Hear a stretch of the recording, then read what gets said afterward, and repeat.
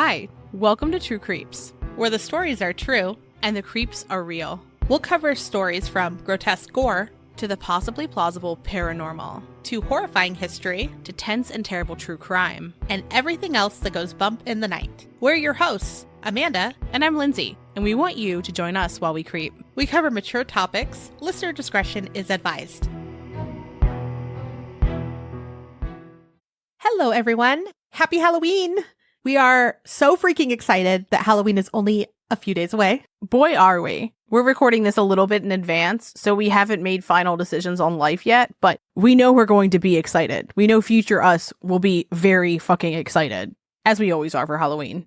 I'm still equally as excited, and I know the moment that the week comes along, I'm going to lose my mind, so. What are your Halloween plans? We do a bunch of Halloween-like trunk or treats and festivals and things like that every weekend leading up to Halloween. Love it. And then typically on Halloween, we go trick-or-treating and have fun because Ollie loves Halloween now too. As he should. And he always has the weird-ass costume that he loves to run around showing people. So typically now he's so excited for weird costumes because a lot of our neighbors, when they see him, they go, your costume earns a full candy bar. As it should. Or like gives him extra. And so he's just like king of Halloween. You're like, what about me? I'm the one that made that. Yeah, no, very fair.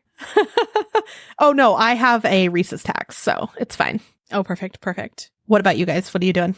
So my Halloween begins in like mid-October. I'm going to see my bestie Damien in Denton. By the time this comes out, I will have already gone. But Denton, it's in Texas. We all know how we feel about Texas generally. But if I'm going to go to Texas, one, Damien, what a good reason. All the time. Mm-hmm. He's going to listen to this. Love you.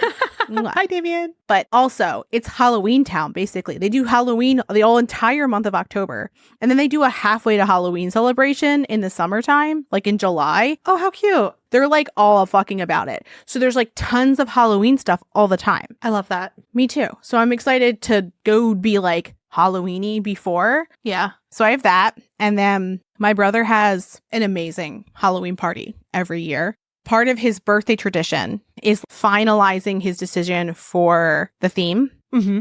So we found out what the theme would be in August, and it's going to be 7 Deadly Sins. His party's going to be amazing. He decorates his entire house. They have everybody who like does costumes, like they do costumes. Like, it's a good time. Awesome. Before his party, the main event, my niece and nephew's trunk or treat at their daycare. Adorable. I can't wait to see their costumes. I will be assisting. Not going to say what the theme is because I'm not giving it away. They won last year. Okay. They're trying to win again this year. Perfect. I would like to assist in that endeavor. Yes. As an intensely crafty aunt. I get it. I perhaps messaged in September and was like, okay, what are we doing? Let's go. She's like, she hasn't decided on her costume yet. Because she's running the show. You know, she's like the best. But Of course. Oliver has a shelf in his room of Halloween trophies from his costumes. Fuck yeah. And he's so proud of them. So he is hoping to earn another one this year. Fuck yes. So for Halloween, as I've mentioned before, my kid always picks a unique costume is the best thing I can say. A fucking weird costume. I say that with so much love. I love hearing what random inanimate object Ollie has chosen to be that year. It is like a highlight of each year. It's like, what does he want to be? I hope he never wants to be a character. Oh, I hope not. However, it is very difficult to make these happen a lot of the time. So she's always done great though. A few years ago, he was an Alexa, like a full-blown Alexa walking around with the lights and everything on the top. He wanted to be a bookshelf the year after that. Mm-hmm. And then last year, he wanted to be a fridge. And it had to open and have things in it with a light. Mm-hmm. It's insane. So what is he between this year? So we are recording, like we said, early right now. But as of this moment, he is between a microwave, a toaster, or his PC, his gaming PC. Oh. I think he's leaning towards PC, and he wants it to have all of the lights and everything that his PC has. Okay, what can I do to convince him to be a toaster? Because of the options, that is my favorite. I've told Amanda this a trillion times. I really want him to be a toaster so that her dogs can be bred. That would be cute. It's like a whole family affair. Like, I just think that's very cute. Yeah, they normally go trick-or-treating with us. Hallie was a chef last year, and Ollie was a fridge. Yeah. So they normally pair. So we'll see. We'll see whatever he decides, but it's going to be something weird, and it's going to take me a few weekends to get this thing to come together. Also, I am doing a few ghost tours in October and early November. Ooh. A ghost tour and 2 investigations of some places that are here. So I love this for you. I will be bringing that when we come back from our break. But we love, obviously, Halloween, and we love hearing what everyone's going to be. So if you have like a cool costume and you want to share it, we love to share those and see everyone's Halloween. So please, please, please send it to us. Yeah, we'll probably put something on our Instagram too, like tag us in your Halloween costumes and we'll repost everybody's. Oh yeah, I love seeing them. Because who doesn't want to see Halloween costumes? Also, and I mean this with every bit of my soul, Halloween or not, if your dog's dressed up or your cat or any animal, you better fucking show me. You better show me it. You got a bird in a fucking hat? I swear to God, I will find you if you don't show me that bird in a hat. She's not lying. She's not lying. I need to know about it. You got a little cat in a cape? Let's fucking go. Mm-hmm. Mm-hmm. Please, please. Yeah. That is one of our favorite things in the world. Yeah, it's our joy. So we always start our Halloween episodes with a little bit of, obviously, Halloween, what we're doing, what's going on in the world in Halloween news. Mm-hmm, mm-hmm. And then this year, our big chat is going to be about spirit photography. Oh, we actually have an episode today? We're not just fucking chatting? We do, a little bit. I mean, I could talk about Halloween for an hour, so it's fine. Whatever we want to do, we'll do. Yeah. But if we do want to talk a little bit about what's going on this Halloween, you know, not that my household ever looks at the trends or what's popular during this year, but I feel like I'm only impacted by the trends of like, how available are the things I want to buy? yes, yes. But this year, many retailers started celebrating what we're all calling Summerween. And they started putting Halloween decor on the shelves in July, which we very much appreciated. Yes. Yes. It gave me so much more time to do my, year-round decor shopping. And I didn't feel as rushed. So I liked it. So, talking about trends, this year has been dubbed Pinkoween. Yep. Now, I will tell you, that sounds like a euphemism for a penis. I'm going to go ahead and say it. Mm-hmm. Yeah. It just does. It does. I don't like the name of it, but I do like it in practice-ish. Mm-hmm. Everything's fucking pink, though. There's a limit. Anything you would want, it's in pink, which I like, but I don't want everything in pink. Exactly. It's obviously not Amanda's thing. She's more of a traditional Halloween gal. She's pumpkins. She's coffins. Versus me, who I am pastel ghost gal. And they stay up most of the year, but they're like more pastel and they kind of like blend in with our cool color palette upstairs and Yeah. abundance of cryptid art.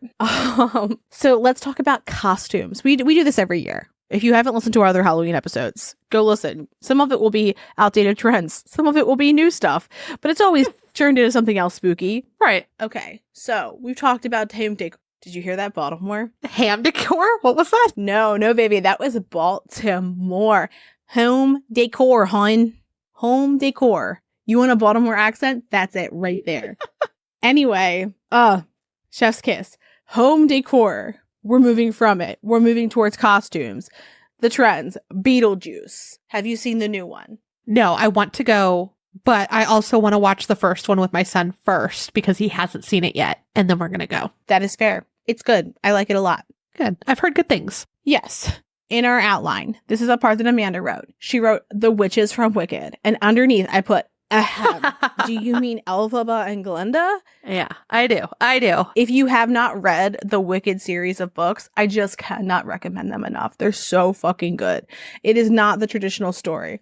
I'm excited for the movie. It looks cute. It is going to be cute, but you should still read the books because the books are a whole different thing. I've seen the play, Yeah. seen the books, all the things. Okay, the next one is the breakdancer Reagan from the Olympics, which some of the memes were funny, but it got to be very mean-spirited because, like... It was mean-spirited. I loved it. They were, like, doing their best, but that's one of the trends. Next is Deadpool and Wolverine. Love that for them. Yeah. We figured. I love the variations of Deadpool, though, because that can be really fun. I like the idea of a double costume. I would love to see the Deadpool Wolverine variations. If you have a cowboy Deadpool, I want a cowboy Wolverine. I want the matching set. That'll be cute. And then for couples costumes, of course, it's going to be Taylor and Travis. Of course. Amanda, again, she put their last names. I'm not going to put their last names. If you care, you know who I'm talking about. You can tell Amanda's not a Swiftie. I love it. I appreciate her in so many ways. I had a good time at the concert. I loved it. Even if you're not a huge fan of her, you cannot deny the fact she's a fucking artist. Anyway, I don't need to go on a Swiftie rant. She's amazing. No, yeah, I had a great time. Loved it. Also, Harley Quinn and Joker. Okay. We can keep doing it. I am excited about the new movie though. Yeah. The Folie à Deux. That version. So good. And then this is my favorite one. It should be number one, I hope. It's not on list, but we have seen some spots where people have talked about how they're going to be a very specific internet reference. If you're not what I would call chronically online, you might not know what this is, but you have to look it up. If you don't, look it up. We'll find some type of link and put it in our show notes because you should look it up. It is objectively funny. But there was this Willy Wonka factory experience in Glasgow earlier this year, and the pictures of it were so fucking bad. Think Fire Festival, but Willy Wonka Festival. Yes. And the Oompa Loompas were all fucked up. It was just very strange and very sad and very bizarre. But people are being the people they saw in the photos who were the people who worked in the experience. Yes. Yes. In the kind of great value version of the costumes, if you will. Part of it is it's basically purposefully bad Willy Wonka costumes is a good way to describe it. Yes. Yes. Or sad Oompa Loompa, or the one that I just, every time I cackle, I cannot stop every time I see a post about it. My favorite part of it is the people that said that they're going to be the unknown. And that's the thing that was behind the mirror. And they're like, oh no, it's the unknown. And it's so bad. And I die. Even though I've seen it a million times, if someone posts it, I watch the video again and again and again, and I cackle. So sometimes you just need something that does that for you. I want everyone to be the unknown. So if any of you are any of this for Halloween, this is also up there with pet pictures. I need to see them. Oh yeah. Yeah. Please. So now that we've gone through our favorite Halloween stuff today, we are going to move on to our actual subject, the actual podcast. And we're going to talk about cameras and their link to the spirit world in these particular ones. But in order for us to talk about some of these spirit photos, we have to dissect the history of the camera, which I'm very excited to do. I just cannot tell you how excited I am for it to be Amanda who's the nerd today. Because normally I feel like I'm the person who's all nerdy and excited to get into the weeds of history or something. And Amanda's push glasses up the nose. Let's fucking go on cameras. Let's fucking do this. I love it. I just fucking love it. I love cameras so much. Cameras are my favorite thing. I collect old cameras. So that's something about me is she does have so many weird old cameras and I'm obsessed with them. And our episode art is one of those cameras. Yes. And it's over 100 years old, I found. Damn. I was looking up more details on it this week because I looked it up a while back when I got it. But now some people can still figure out how to use it in different ways. And I love it so much. So does it have a name? It is the Kodak 3A. Nope. No. Does it have a name? It doesn't. I just call it my spooky camera. Okay, I would like you to name it. All of my typewriters have names. Oh, yeah? Mm-hmm. What's your favorite typewriter's name? Emery. Emery. That's a cute name. She was my first, and the person who owned her was named Emery, I believe. Oh, you know what? I actually have the name of the person who owned the camera. I have it in the notes somewhere. I'll say it. I collect them. The idea was to fix them. They all work. I love them. They're my babies. Yes. Yes. But okay, cameras, right? Cameras. You are dragging me into this. It's going to be 90 minutes of end of episode. Let's go. Let's talk about cameras, girl. Let's go. That's fine. That's fine. Okay, cameras. First, we're going to define what a camera is. So it is a device that is capable of capturing a still or moving image by using light. Everything that we see it in a certain way because of light. Remember, light gives us colors, highlights, shadows, literally everything. Okay. Kind of fun. Science, right? Science. Light science. Yeah. So what it does is it combines optics, mechanics, chemistry, especially with old style cameras, and electronics in a particular way that makes it so light can imprint on a light sensitive material. So for analog cameras, The medium is film. You put film in the camera, it would imprint on the film, and then you could go and develop it. For digital cameras, it's an electronic sensor that captures it for you. And then what's cool is we have, the little screen so we could see what we've done. Yeah. And before this was all just magic to me. I was like, I don't know. I don't know. Couldn't tell you. Years ago, I used to sell cameras, like when digital cameras started getting popular. So I know a little bit of old style cameras, but I started with digital cameras being new and having to learn the ins and outs of it to explain it to people. Oh, that's fair. So I have a lot of both. Like I have old style cameras that I like to just collect. I'm not good at taking the photos with that manually or developing, but I love them both. Cameras have been around since the early 1800s and have significantly evolved over the years. So let's touch briefly on that because some of how the cameras work at specific times will come up when we're talking about spirit photography and like why it happened in such a way. Reasonable because you could do different things with different tools at different times. Yeah. Exactly. So the first ever photograph was taken in 1816, and Joseph Nicephore Niepce used a camera obscura, but sort of modified it so that it could actually capture an image. But what the hell is a camera obscura, right? I think of a video game. It's not that.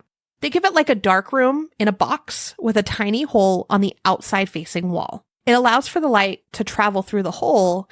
And then what it does is it creates an upside down and backwards image on the opposite wall. So it predates what we today consider a camera, but artists would use it and then they'd trace their subject matter. And then he modified it so like it could actually capture something. So it's kind of like a projector, right? In a way, yes.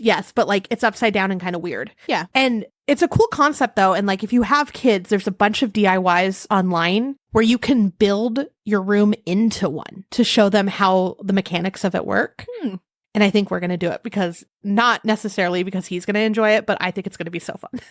I also think it's a good way of bringing up how fast like technology has changed. When we think of the last 150 years, insane how different the world is. Crazy. Yes. And like, especially with the cameras too, we'll talk about how long it took to take a photo, right? Before they couldn't even capture it. They could like look at it, but that's it. Yes. And then now today we have them in our pockets at all times. It's just crazy. Well, also, like, I think that there was a time period when people, like, there was an overlap between painting portraits and camera portraits. Yes. And I never understood why people would get a painting portrait if they could get a photo portrait. But understanding it more now, I'm like, oh, okay. It was like almost the same fucking time. And price. So getting back to Joseph, he found a way to record the image that the camera obscura projected.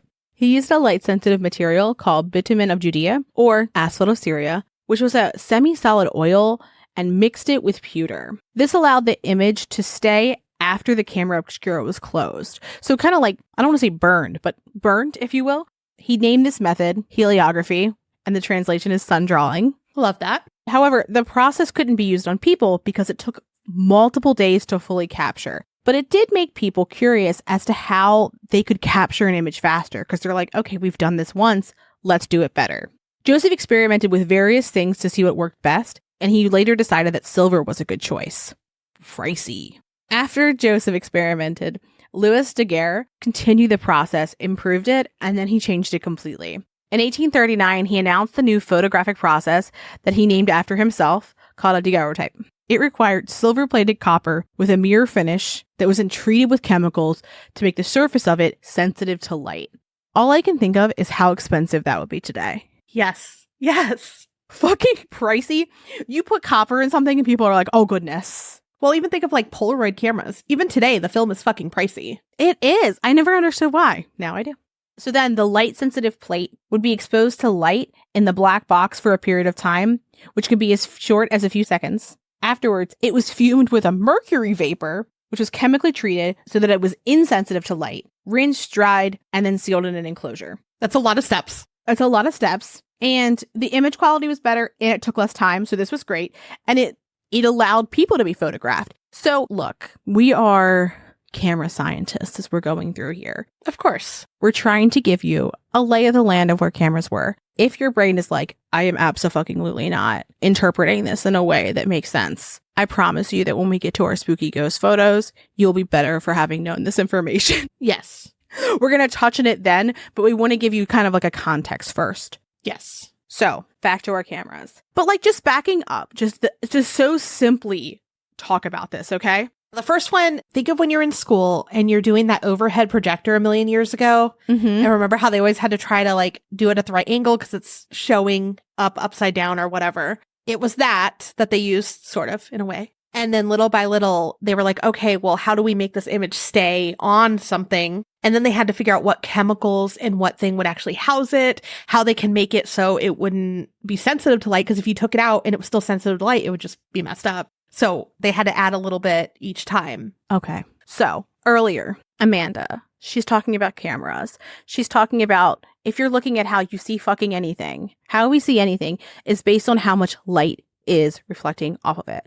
So you look at your subject with your eyes. People's hair looks a certain color. Their skin looks a certain tone.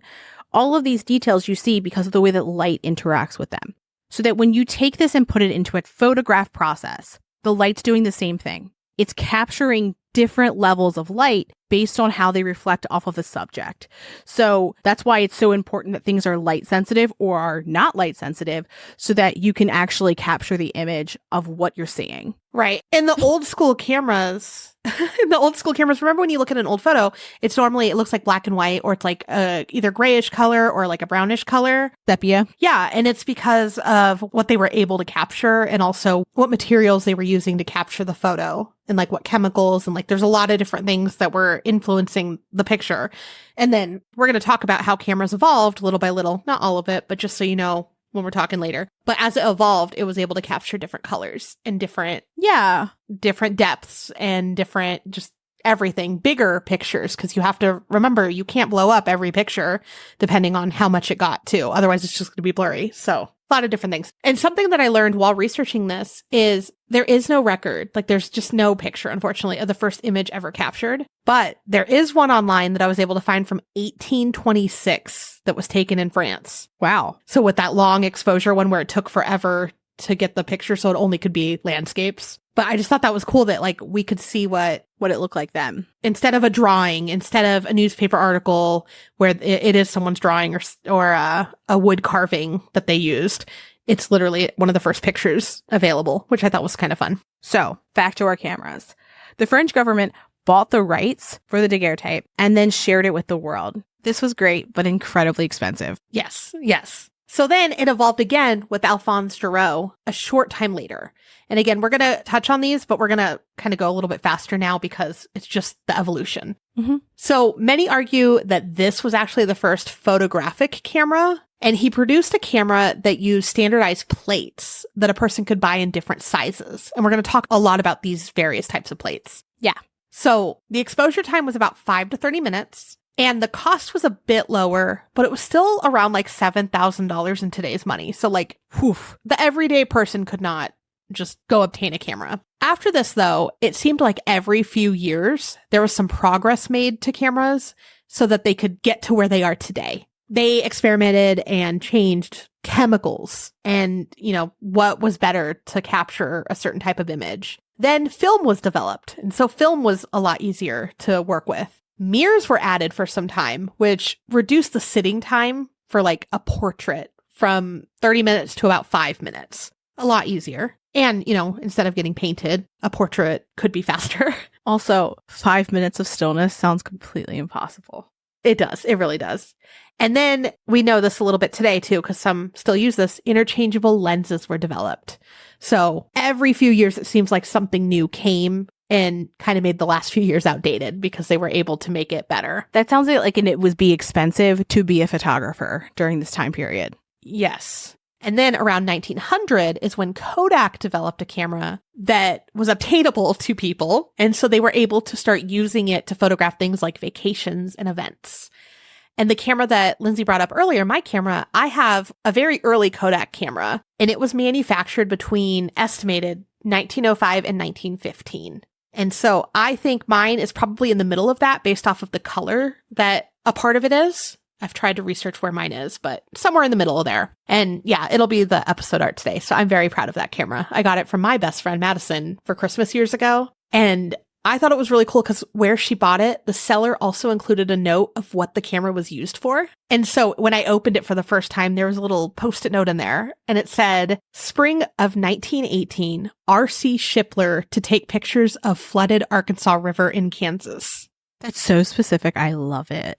Right? I don't know if that's like why they bought it is because they wanted to do that or if that's just like one of the biggest things that they took pictures of or biggest events. But I've looked for the name to see if like they were a well-known photographer or if like their photos made it to any newspapers or anything. I haven't found anything so far, but hopefully one day I'll find them. But after all these developments that I talked about, the first full digital camera was introduced in 1999. Boy, was it. So we've told you about camera history and science. How is it spooky though? Especially spooky enough to talk about at Halloween. It has to be the best of the best to get here. Yes. When I think of ghost tools, the first thing I think of is a camera. Yes. So, as cameras evolved over the years, so did their subjects. During the mid-19th century, the idea that a camera could capture things that we couldn't see began, which led to what we call spirit photography, which also just fucking sounds metal. So, the earliest instance of spirit photography started with the spiritualists in America around the 1860s and continued since then. I love talking about spiritualists. I think it's one of the most interesting, fascinating topics. I love them. We sprinkle it in here and there in episodes because I think Amanda and I both know that if we started, we would just like keep, like that's all we would do. We'd now be a spiritualist podcast. It's fascinating. Yeah. Yeah. So many different stories from that era that are fascinating. And like when we were doing the outline for this one, even we ended up having to split it because it was like 30 pages because spiritualists. Yes. So the first well-known spirit photographer was likely William Mumler in the early 1860s. Also, the photographers we're going to talk about today, if you keep an eye on our social media, we're going to have examples of their photography all week. I love it. I love them all. Me too. They are spooky. They give you chills. They do. So, William got incredibly popular after first capturing a dead relative in a photo, which some say was due to a darkroom mistake. The Civil War was catastrophic, and it was one of the first instances of like a mass loss event that we had in tandem with the invention of cameras. Yes. They're existing together because people are mourning and this new technology exists. And he's like, hey, I can photograph you with your dead relative. Mm-hmm. William skyrockets in popularity. We've actually talked about his photography before in, are you ready for this? Our third episode. That's so long ago. Ambitious babies. But it's a photo of Mary Todd Lincoln with, allegedly, the spirit of Abraham Lincoln beside her. The ghost hand is like on her shoulder and it's very sweet. That was William Mumler. Unfortunately, good old Willie was a fraud. I still like it. A good fraud though, because I love his work. I do too. Yeah, I love all of the things he did. Yeah, I don't like the lying, but you know. Right. Of course. So earlier, Amanda mentioned the plates that were used. What William was doing was he would insert a glass plate with the image of the deceased into the camera in front of the unused glass plate. So this way, it's kind of like there was an image that was going onto the image, if you will. Yes. It would capture the image of the living person with the dead person because of how they were placed. At one point, there were even allegations that he was breaking into homes to steal photos of dead relatives to create these images. Could you imagine how scary that would be? William, you were doing the most. He was dedicated. He was dedicated to his art. And people think that he actually may have accidentally even added people that were still alive. I'm sure people weren't like, hello, I am here for you to take a photo of this particular dead person, right? Yeah. They're just like, I would like a photo. And then he's like, I'll break in one of these people they love. But so he was on trial for fraud, but was ultimately acquitted. And even though his career kind of ended, spirit photography grew again with the popularity of spiritualism. And I will point out that if he had been honest with what he was doing, I think people still would have bought them. The idea of being able to take a photo with somebody who's not there, I mean, it's kind of beautiful. Can you imagine like there's somebody who you miss and you want for like a special event and you can have a photo of them with you that day? That's beautiful. There's plenty of people now who will alter images to add a deceased person to it. Some people even do it with AI. Yeah, a lot of wedding photos and stuff. Yeah, what a beautiful thing to be able to do. Whenever I go to like an antique shop that has really old photos, you know, like in the little sleeves, I love them. I go through them and I'm like, which ones do I like? Like, I need these. I don't know what I'm going to do with them, but I need them. I always think about buying them, but I'm like, oh, some of these are haunted. They're for sure haunted. I don't want them. Oh, for sure. That's fair. So an English priest and medium named William Staten Moses, a lot of Williams in this episode, was an early investigator of spirit photography. So kind of a fun fact that I found when we were researching is the oldest paranormal investigation and research group was founded in 1862, and it was simply called the Ghost Club. I fucking love it. They're like, why make it complicated? We don't need to sound pretentious. It's just the Ghost Club, motherfuckers. Like, let's go. Yeah, like we would totally be part of this.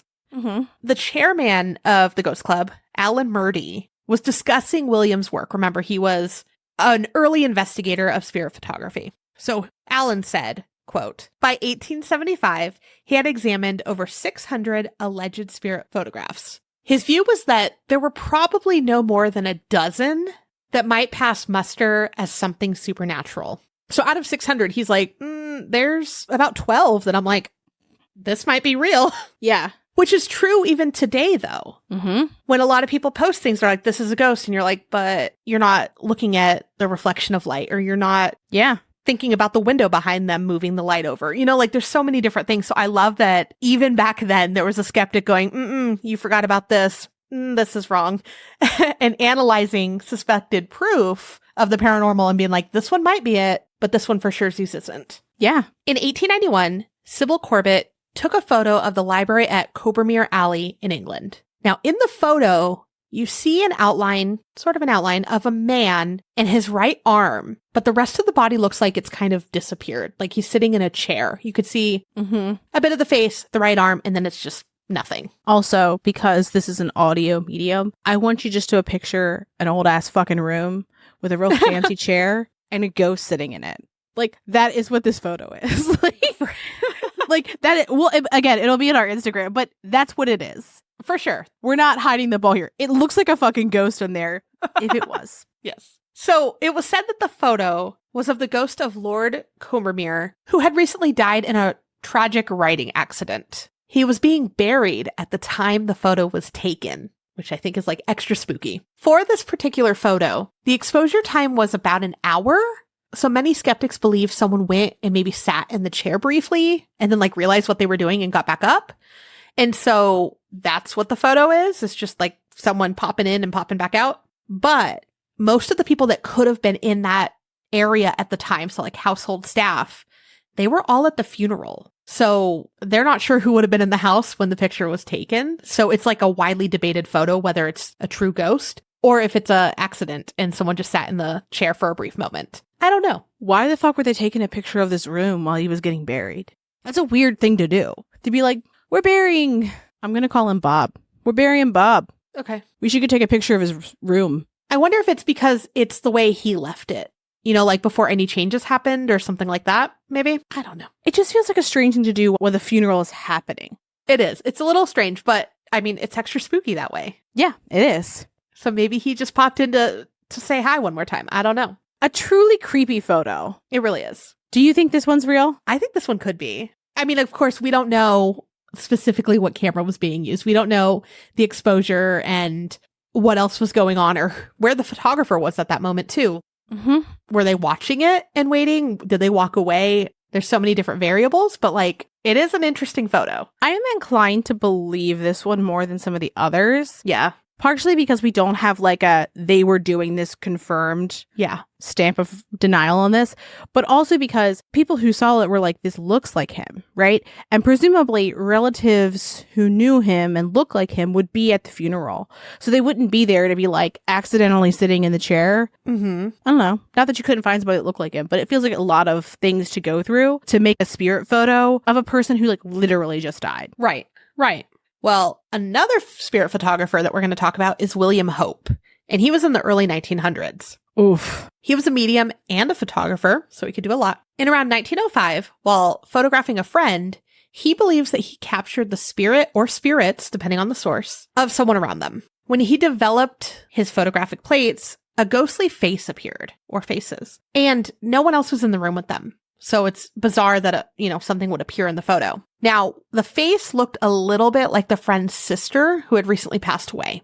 Mm-hmm. So they were like, oh my gosh, we just got a spirit in this photo. With them thinking, okay, we're photographing ghosts now. It became kind of popular, right? Yeah. So he went on to lead a group of 6 spirit photographers And they were known as the Crew Circle, which I love. Yeah. Getting the band together to go take pictures of ghosts. Like, I just love it. Yeah. I just also love the idea of anytime a group of people getting together, you need a title, which also like our spooky travel crew. I think we need to come up with an actual title. Like, I think we need a title. We need shirts. Mm-hmm. So after World War I, the demand, again, grew for their services because people were grieving the loss of their loved ones. He insisted that people even bring their own sealed photographic plates to reduce the chance of any interference. He also let the people inspect his equipment, his camera, everything. Like, look at everything before I take your photo. So, like, he seemed pretty genuine. Hope continued to photograph spirits until his death in 1933.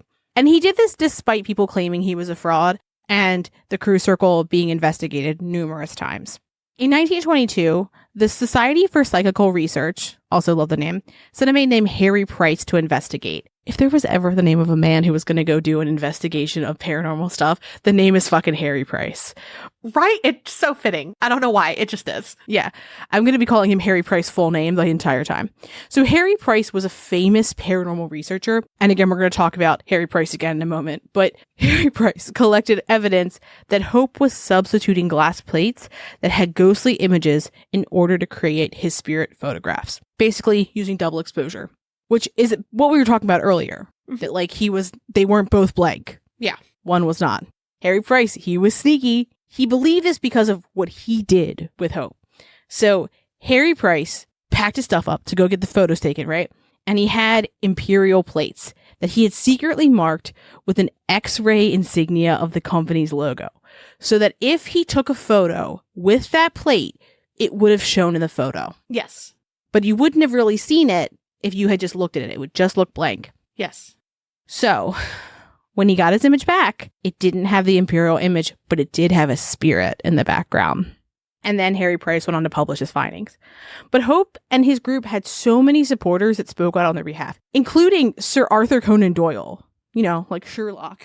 And he also wrote The Case for Spirit Photography and was a member of the Ghost Club we talked about earlier. I do think what's interesting is you have a situation with Hope where he's saying he's a medium. Is it that he is doctoring the glass plates to show what he is seeing? Or is he simply doctoring it to give people what they want? I don't know. It could be either. I will say one of them, it's the most ridiculous of them, where he just has squiggles behind the person, like little sparkles. It's, again, you'll see it this week as we post things. But I was just like, we're even trying here. Like, this one for sure sees fake. But some of them, they're a little bit haunting. Like, they're creepy. They are. Yeah. So let's move on to more ghost photos. Another famous one was taken in 1936 when a photographer named Captain Hubert Prevand and his assistant, Indra Shira, were getting ready to take a photo of the main staircase in Raynham Hall in Norfolk, England. Before taking the photo, his assistant, Indra, saw a vapory form gradually assuming the appearance of a woman heading down the stairs towards them. When they took the photo, it produced exactly what Indra had seen. The figure looks transparent and is coming down the stairs. It was later published in Country Life and it was dubbed The Brown Lady. The image was thought to show Lady Dorothy Townshend, who people believed haunted Raynham Hall after her mysterious death in 1726. I love that. Now, Harry Price, baby, he's back. He investigated this particular photo. And before, he was a skeptic, right? But not here. Here, he was like, this looks untampered. Ooh, do we have chills? He spoke with both the people present and could not, quote, shake their story. But the chairman of the Ghost Club, Murdy, later said that he believed that the camera had been shaken during exposure time, which was only 6 seconds. This is still debated. And so the idea of shaking the camera during the exposure time, creating this effect, then begins to be another allegation that you see over and over and over again that is creating quote unquote ghosts. So while before we were saying like, oh, it's the glass slides, here now we're shaking the camera too. And then that's something that can be translated once we're into digital photography. Yes. For this particular photo, I feel like shaking it wouldn't give it this shape. No, I would say that there are times when shaking a photo will reflect light off of something or you'll capture light differently, but where the light is doesn't really make sense. It wouldn't make that shape. I don't think it would. I like it. Yeah. This one I find very believable as well because it doesn't look creepy. It's just like, what's that? Yes. And especially if the assistant said there's something on the staircase, take the picture now. Yeah. Yeah, That also was like another, But I like this photo. I think it's cool. me too. Again, we'll be on our social media. Yes. So let's talk about spirit photography today. There are still many people who take photos and can't explain what they're looking at. With technology always evolving, many often believe the photos are faked because of things like Photoshop. And there's a ton of ghost apps on our phones now that like you can add a ghost super easily to your pictures. Mm-hmm. You can do anything to a photo now. So this debate is still something ongoing, right? Like we're seeing it all the time, just as much as people were looking at these old photos happening today. One widely discussed photo that happened kind of recently was in 2016 when Henry Tao took a photo at the Stanley Hotel in Colorado. Everyone knows it as the Shining Hotel. The photo is of the staircase, and there's something strange standing at the top. It's not the best quality, mainly due to lighting. And I don't know why he did this, maybe just to get more photo, but he took it supposedly in a panoramic setting. So like also that is kind of easier to mess with. Yes. He posted it online and was like, I might have captured a ghost, something along those lines on Instagram. And then it caused a huge debate. Some saw a figure that's wearing an Edwardian era style gown, while others are like, it's just an adult with a child like walking by them. And then some people are like, maybe it is, but it's not a living adult and child. So the debate's all over the place. Either way, Henry said that he did not see anyone on the staircase at the time of the photo. And some experts have reviewed the photo and said that it doesn't look like it's been altered at all. So he like didn't add it after the fact. Many have used a variety of editing softwares to try to clean up the photo and get a little bit more info. And even after cleaning it up, it's still debated. Some people are now, with the cleaned up photos, saying that they see like a figure with wings and perhaps it's an angel. So I love that. I love when everyone's discussing a photo and having like so many different takes. Kind of like when we did the spirit box and we all are kind of hearing different things. Yes. Same thing with the photos. So this next section, Lindsay asked for. Yes, I did. I did because I use Amanda as this. I titled it Amanda's Spirit Photography Scientist Corner because I will often, in situations where I've taken a photo where I'm like, I don't understand what I'm seeing. Is it possible these are paranormal anomalies? Before I even go there, I'm like, Amanda, here is this photo. Is there anything weird? And she's like, lens flare, corner thing, blah, blah, light, window. And I'm like, not? Okay. Okay, heard. And then I like... I don't mean to break your spirit. No, it doesn't break my spirit. It makes me go like, okay, these are easily explained. And moving on. Because I think that the interesting thing is that people assume that people who are skeptical do not believe. When I think it's actually the opposite. I think it's people who are skeptical want legitimate situations, not fuckery. Yes, because so many people mock it. Yes. So Amanda, how do you analyze a photo to detect fuckery versus phantom? Do you like that? I do. And on the spot. A lot of this is what I do when I go to a spooky place too, so that I can talk myself into what I'm seeing. Yeah. So especially if you're going out on Halloween night and you're going to a spooky place or you're going on a ghost hunt or doing something like this is what I want you to do. So before you take the photo, before you even start, examine the room thoroughly. And typically I'll take photos around me, not even like of nice subjects or anything, but I'll take photos and videos of various angles. So I know everything in the room. I know what's behind me, what's above me, what weird like china or something that could like get some of the light that might be in the room, especially like old style rooms. And if you're thinking of this scientifically, Amanda's creating a baseline for what she can expect. Yeah. So any type of science experiment, you're going to do that, right? Like if you're doing a taste test, you're going to make sure you can actually taste shit. If you're going to do a polygraph, they ask you questions that they know how you're going to respond to the answers. So they know what it looks like. Seismic activity, it's running. And then it goes, right? Sorry. I just wanted to point out that it's science. Yeah. It's science. Yeah. So I love this so that when I get home, if I do take a strange photo, I can kind of debunk it myself and be like, oh, well, there's that glass thing right there. The way that the light hit me, or if I had my flash on or something like that, it could totally bounce off of that. Or a mirror. Mirrors are very big with this. Yeah. So knowing everything that's around you does help. And I'll have a story about how that helped me before. Also, be cognizant of the lighting in that room. Many times dim lighting can look real weird in photos, and sometimes depending on your settings, it can sort of move around and reflect on other surfaces and just make it a lot harder.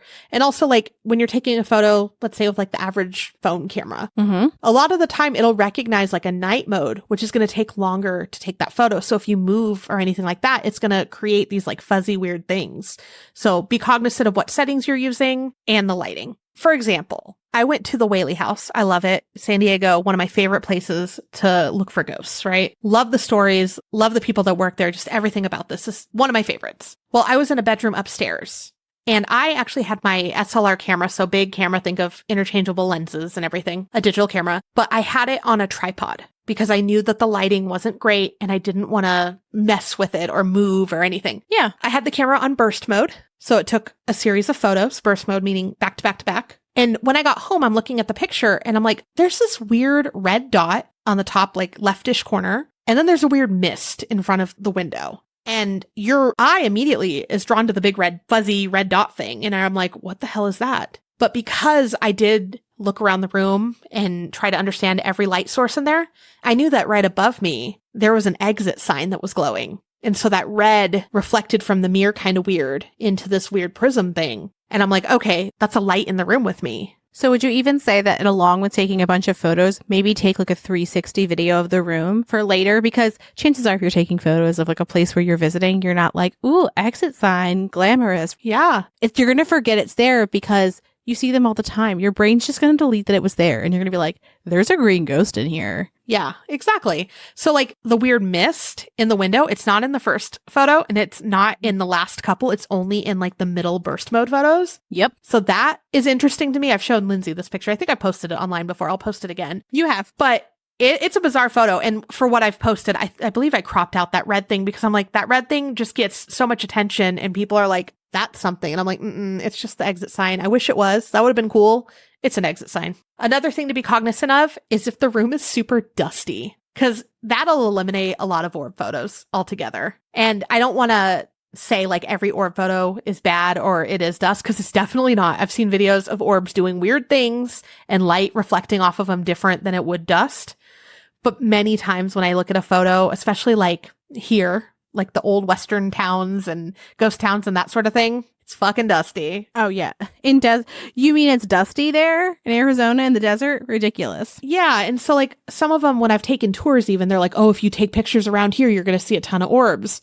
And I'm like, a whole group of people just walked in here and kicked up dust. Yeah, you're going to see a lot of dust. So I never want to take that thrill away from your photos, but also if it is dusty, it may not be an orb. Are you in the part of TikTok where sometimes people will have their camera laying like their camera's flat on a table and then they take a makeup brush with something and they like tap it and all of like the glitter powder comes down and it's very pleasing to the eye, but it looks a lot like orbs. Oh, really? I don't think I've seen that. If you want to see what powder and dust can look like, that's a good thing to look up, like makeup brush powder like videos. I don't know the search terms, but it looks like how you would imagine orbs. Okay, that's good. That's good. Or yeah, like when you go to an old place for a ghost tour, as you're walking around, if you see things are dusty and people all just walked in a room or they're moving stuff, it could be. But sometimes they look a lot different. Or sometimes you'll see a weird orb and then you'll see a bunch of dust too. And you're like, that one looks really strange or no one was moving. Just use your judgment. Yeah. The last thing I would say to recommend is don't be afraid to enhance your photos after. And I'm not saying add weird shit to it.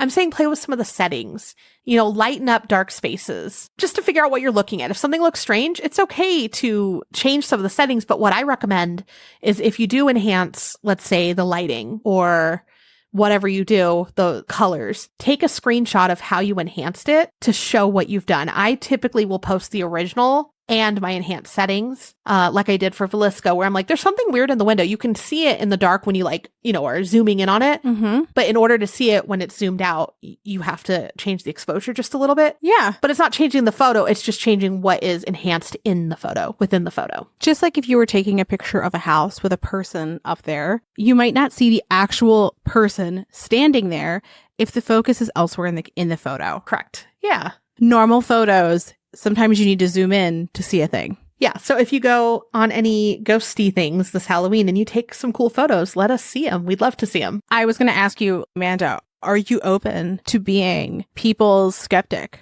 if they want to send you their ghost photos for you to look at. I was like, that might be a fun like little video thing to do. You're like, here's the things I'm looking at. Like, I looked at this room online. Here's where the lights are. Like, especially if it's a famous place or if you have a video of the room, Yeah. you know, like send a few. But like, if you've got them, but would you like to do that? Would you like to That would be fun. I think that would be so fun. do an analysis? Yeah, I think that would be fun. I say as the person not doing it. I also do want to point out this other thing. Consider why you're taking that photo, right? Are you taking that photo because you think there's a ghost in the room or because you want to document an experience? If you're focused on trying to photograph ghosts, make sure you follow all of Amanda's steps, right? You want to take multiple photos, be aware of the dust, be aware of the lighting, be aware of what else is in the room that's reflective.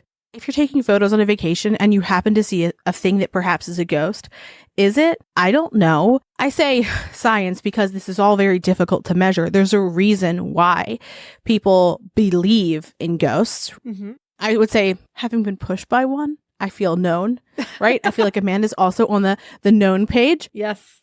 Unless you've had that type of experience, maybe you're not there. Maybe you're at a place where what you're looking for is proof for yourself. And say you were in a room and you're like, something's going on in that corner. And you take all your pictures, right? Yeah. And you see something weird in that corner. Maybe that's the proof you need, right? There's proof for other people and there's proof for yourself. Mm-hmm. I'm not saying that they should have a different standard, but like consider what the purpose of that photo is for.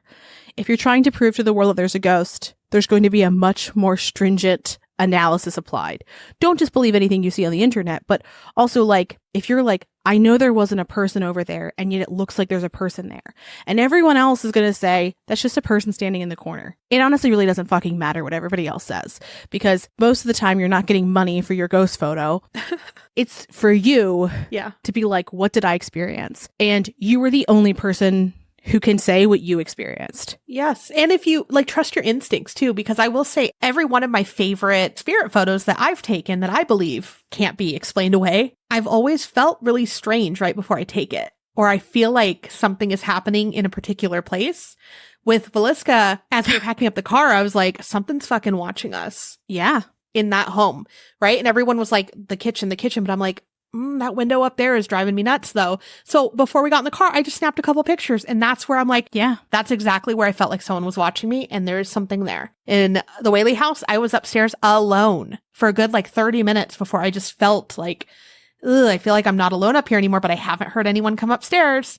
Took the photo. That was what was in it. Exactly. The picture I took of the Whaley house outside when I sent it to you because I was like, look, Lindsay, where I am. Mm-hmm. I felt like someone was watching me. There was someone watching me. So just interesting. Trust your instincts because maybe you're suppressing it and you don't have to. Yeah. We are talking about ghost photos. We're not talking about medical things. We're not talking about things where there's high stakes involved unless we're like, this thing's going to hurt you in some way. Mm-hmm.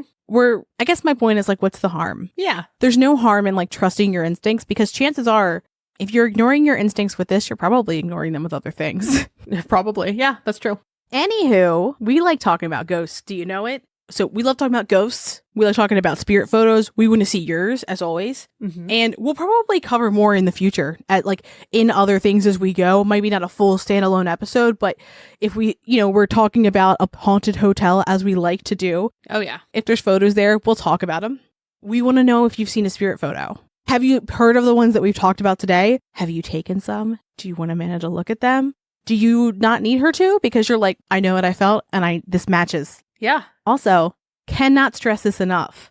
Write down your fucking intuition. Yes. If you know something that you can't know, you shouldn't know, write it down so that later when you check to see if it was right, you have it written down for yourself so you can believe yourself later. Because otherwise you're going to forget. Anyway, ADHD. Spirituality. Let's go.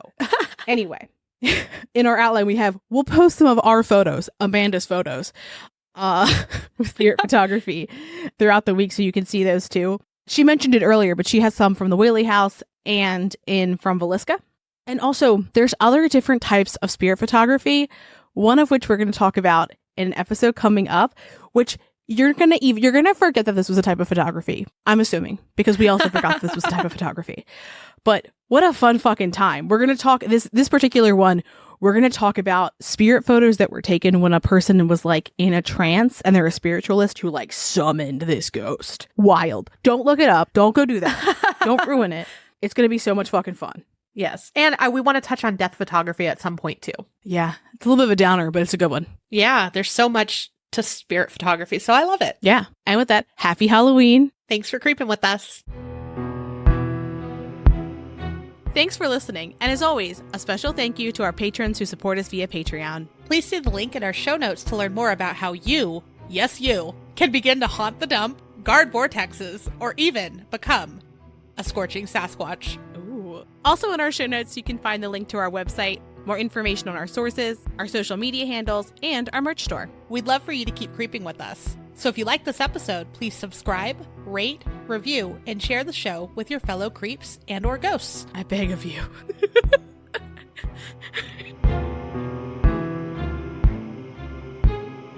Not to continue to talk about my best friend, but he moved away this year and it sucks. Yeah. And what we would do on my birthday every year is we would do a home goods tour and do all of the spooky shopping like during that day. And the moment that I realized he wasn't going to be here, I'm about to cry again. I broke.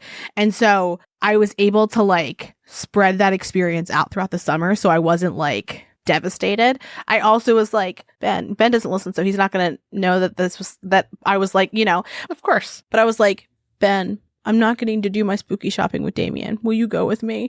Not that he wouldn't normally, but there was just no way he could say no. Yeah. You know, like, how do you say no? Like, obviously, no substitute for Damien, because Ben tried to have little things like logic and concern about Ew. how full the cart was. Very reasonably. Versus like, Yeah, get it. That looks cute. you should buy that. You should buy that. Like, Yeah. there's no place for reason when you're home goods Halloween shopping Never. or summerween shopping. Never. But also, in addition to healing my heart with my loss, it also I get it. I've lost one to Texas too. fucking Texas. They love to steal a bestie. Ugh. And they make us go there. Not the besties. Texas makes us go there because they're like, you don't want to be here? What if I take one of your favorite people? How about that? Yep. And hold them hostage here. Yeah. How about that? What about now? What about now? What if you come here? I'm like, fucking damn it. Not me. It's just making you so upset. It's making me so upset I can't even talk. And then I keep saying things strangely in a way that doesn't make sense. So they're just going to be at the end of the episode of me just exclaiming things out of context. What a time. Let's move on. Yeah, like I enjoy a lot of the new stuff that came out this year. My big thing was the hunt for the cast iron cauldron and the Ouija cast iron baking pan. And I have not found them yet, sadly, but I have been going as much as I can to find them. What about you? Anything? I had the cast iron cauldron in my cart. This was before I knew Amanda wanted it. But I had it in my cart and I was like, between that and like ghost blankets and a lot of other things that I really wanted. And I was like, I'm not going to use this. I know that I'm not. And I was like, no, I'm not going to get it. And now I'm like, maybe I should have. Oh, it breaks my heart. Every time she tells me that story, it's like she told it for the first time and it still breaks my heart. She completely deletes it every time I tell her. I do. You did what? And I'm like, we've gone through this, girl. We've gone through it. I blank out. I mean, again, though, I had a lot of pink ghosts to buy.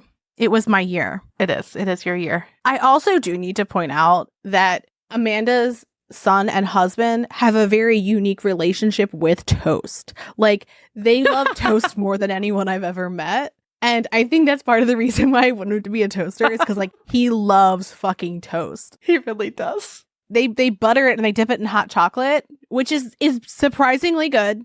It sounds a little strange. Amanda was once like, we need like the Cadillac of toasters because we make so much fucking toast, because she was talking about her toaster at one point and how much space it took up on her counter. And I have like the one that was literally $5 from Walmart. And she was like, no. I have to be able to like do like 4 slices at a time. There's no fucking time. It's like an unending need. Like, it's like overcooked in her kitchen, but it's toast. She's not wrong. Them boys need them toasts.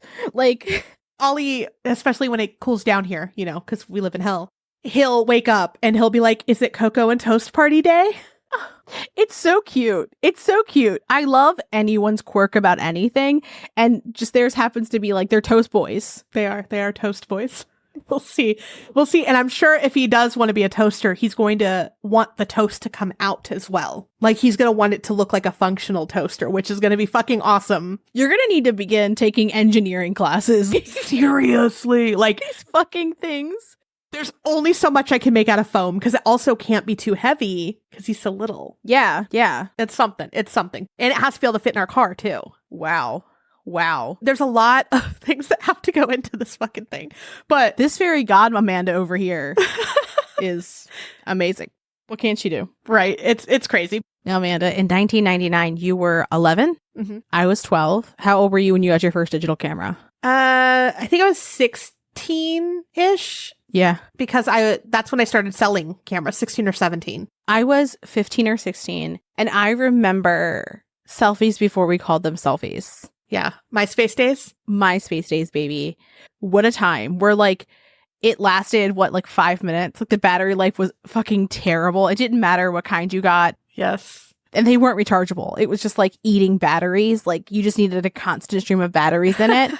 But it felt so lucky. And I remember feeling this way, being like, how cool is it that I can document my life in this way? Yep. How lucky am I that, like, I'm not going to forget any of this because I have all these pictures. Yeah. And like, you fast forward to today and it's like, oh no, those teenagers aren't going to be able to forget anything because they took pictures of it all.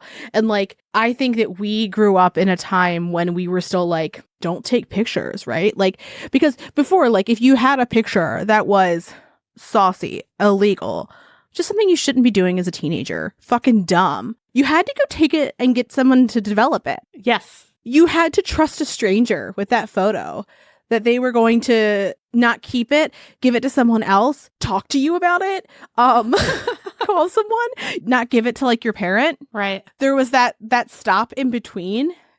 Uh-huh. And I think that taught elder millennials. It did a thing to elder millennials before we like took a photo of something. We were like, We thought about it for a moment. do we want someone to have to develop this?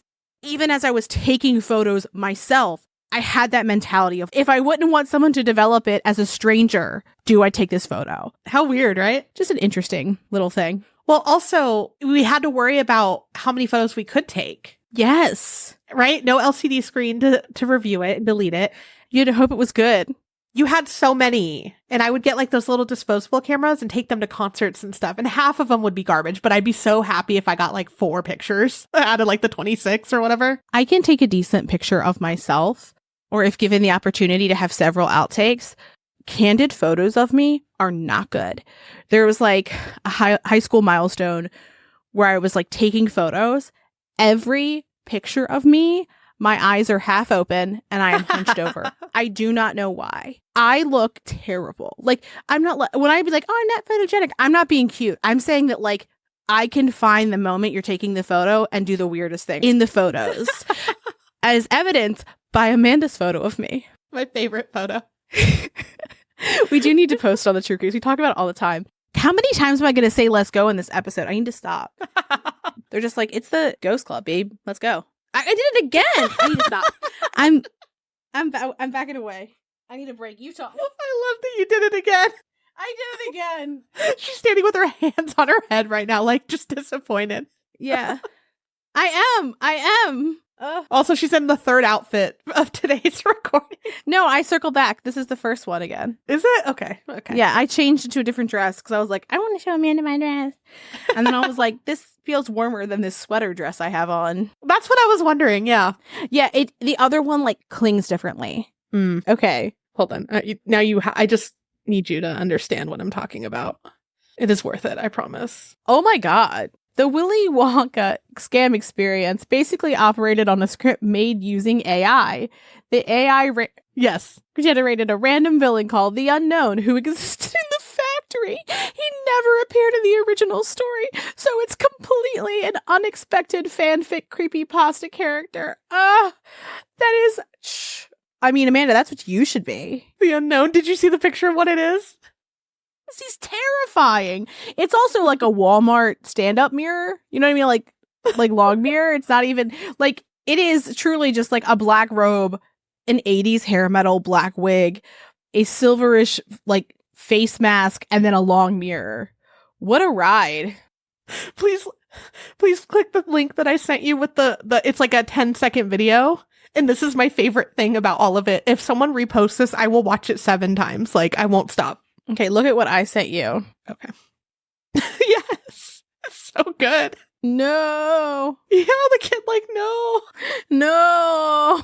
I think that the no is my favorite part. Yes. The kid's like afraid of them, whatever the fuck it's supposed to be.